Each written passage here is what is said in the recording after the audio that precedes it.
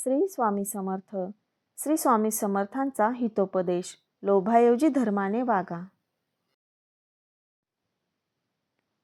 लोभी पुजाऱ्याने स्वामी समर्थांना पुण्यस्नान करण्यासाठी धन मागितल्याने त्यांनी निघून जाणे. सेतुबंध रामेश्वरला पापविनाशक तीर्थकुंडे आहेत. तेथील एक पुजारी अतिशय धनलोभी होता. द्रव्याविना स्नान न घडे असे तो तीर्थावर स्नानाला येणाऱ्या प्रत्येकाला सांगत असे. एकदा अक्कलकोट निवासी श्री स्वामी समर्थ तेथे आले असता त्या पुजाऱ्याने त्यांनाही हेच सांगितले. श्री स्वामी म्हणाले, आम्ही निर्धन संन्यासी दिगंबर, कोठिनी द्यावा तुम्हासी कर, व्यर्थ किरकिर करू नका. त्यावर पुजारी म्हणाला, धनाविना कोरडे ब्रह्मज्ञान, विद्वत्ता सर्व निरर्थक.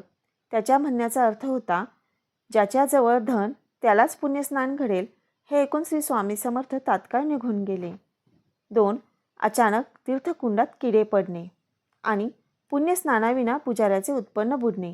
स्वामी गेल्यावर अचानक त्या तीर्थकुंडात पुष्कळ किडे पडले आणि पाण्याला दुर्गंधी येऊ लागली.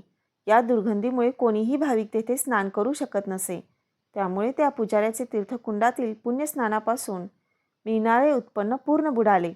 पुजाऱ्याने अनेक उपाय योजले, पण सर्व व्यर्थ ठरले. 3. पुजारी शंकराचार्यांना शरण जाणे आणि त्यांनी कठोर शब्दात पुजाऱ्याला त्याची चूक सांगून उपायही सांगणे.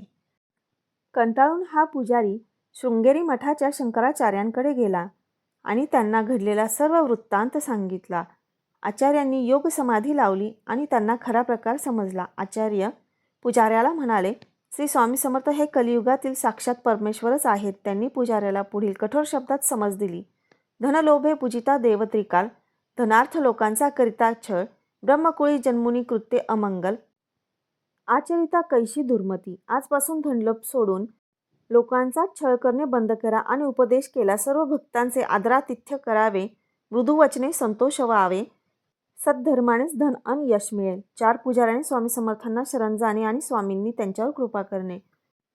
नंतर या पुजाऱ्याने श्री स्वामी समर्थांच्या चरणांवर लोटांगण घातले आणि क्षमायाचना केली.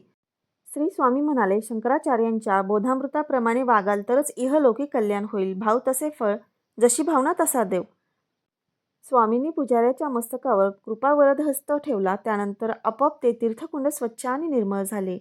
पुजाऱ्याने वर्तन पालटले. सचोटीने वागणे चालू केल्याने त्याला पुनश्च धनलाभ होऊ लागला. 5. लोभ सोडा आणि धर्माने वागा. हा संदेश श्री स्वामी समर्थांनी या पापविनाशी तीर्थकुंडाच्या पुजाऱ्याला केलेल्या बोधामृताच्या माध्यमातून सर्वच क्षेत्रातील पुजारी आणि सेवेकरी मंडळींना लोभाऐवजी धर्माने वागावे हा बहुमोलाचा हितोपदेश केला आहे. धन्यवाद.